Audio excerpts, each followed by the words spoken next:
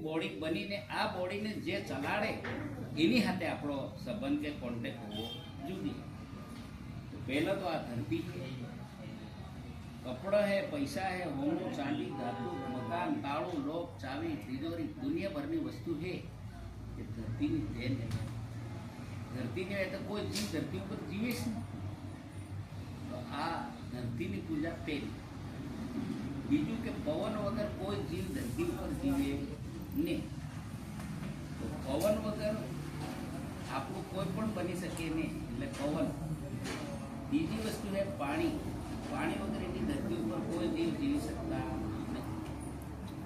તો આ ત્રણ વસ્તુ છે અને ચોથી વસ્તુ છે અગ્નિ, આગ, કે શરીરમાં આગ ટકી રહે એટલા માટે ખોરાક આવે ઉર્જા। એની અગ્નિની પૂજા। હવે આ ચાર તત્વ ખરા પણ કોને આધીન, કોનાથી? તો સૂરજ વગર ધરતી નહીં, સૂરજ વગર પાણી નહીં પડે, સૂરજ વગર પવન નહીં હોય, सूरज वगर धरती पर ये चारे खाणों बीज नहीं बने। तो अँ महिमा मोटो कोने है कि जाने ऊपर वालों में बता के खरा पण ऊपर वालों कौन? तो सूरज। ये सूरज है तो धरती है, पानी है, पवन है ने जीव सृष्टि है। तो आ व्यवस्था ने अपना बाप दादा